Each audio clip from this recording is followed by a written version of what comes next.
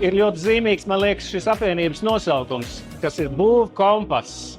Tas faktiski, kas ir kompass? Kompass ir ierīce, kas mums rāda virzienu. Un šeit mēs šodien redzam tieši to, ka te tiek rādīts virziens, kā tehnoloģiski pareizi izmantot tās iespējas, kādas šodien mums dod būvmateriāla ražošana un būvizstrādājumi. Es novēlu, lai jūsu iniciatīva nonāk līdz katram pasūtītājam, katram būvniekam, lai arhitekti savos risinājumos ietver jūsu piedāvātos risinājumus un lai pasūtītāji ir apmierināti ar to, kas tiks sasniegts. Es domāju, ka tas ir ļoti veiksmīgs piemērs, jo būvniecība nav par vienu atsevišķu ekspertu vai vienu cilvēku, kurš zina vai nezina, kā lietas darīt, bet tas ir par komandu. Līdz ar to šis ir piemērs, kā mums vajadzētu daudz vairāk sadarboties, un ļoti liels prieks to redzēt. Būvniecība kļūst arvien atklātāka un profesionālāka, un tā telpa un vide tiek pieejamāka, veidota pasūtītājiem, lai viņš varētu kļūt profesionālāks,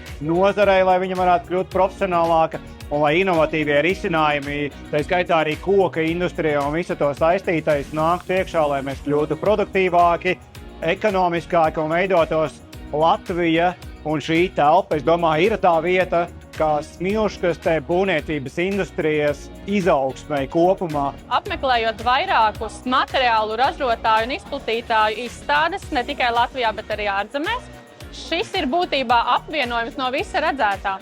Jo te ir gan parādīti sistēmu dažādi mazie risinājumi, stūrīši, kā materiāli dažādi iestrādāt. Tāpat mēs ar kolēģiem jau tagad staigājam, spriežam, kā uzlabosim mūsu projektus un mūsu detalizāciju.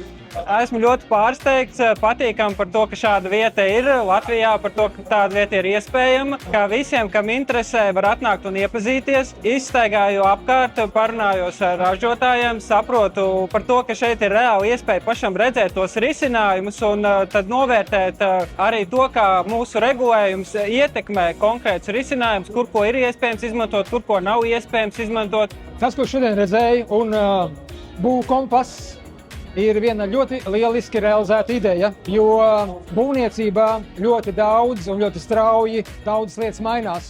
Tehnoloģijas, materiāli, prasības un tā tālāk. Un būvniecības nozare nav gatava straujām izmaiņām. Tās izmaiņas nozarē notiek palēnām, un es šeit gribētu lietot vārdu kompetence. Tās ir zināšanas, tās ir kompetences par jauniem materiāliem, tehnoloģijām, prasībām. Un šīs zināšanas un kompetence līdz būvniecībā nodarbinātajam darbspēkam nonāk lēni. Un šāds centrs noteikti to veicinās. Un es redzu ļoti lielu potenciālu Rīgas būvniecības koledžai sadarbībai ar būvkompasu, kompetences palielināšanā gan pieaugušiem, gan jauniešiem. Man ļoti patīk, kad uzņēmēji cieši sadarbojās. Un, manuprāt, mēs kā maza valsts šeit ziemeļos nevaram atļauties nesadarboties. Un es domāju, ka mūsu ziemeļvalstu kaimiņi to ļoti labi parāda. Ka tieši šajā kopībā, sadarbībā, sinerģijā, gan starp cilvēkiem, gan starp tehnoloģijām, gan starp procesiem, tur ir tas mūsu spēks. Ļoti vēlu, dziļu, tālāku sadarbību, kļūstiet vēl vairāk, dubultojiet šo uzņēmumu skaitu.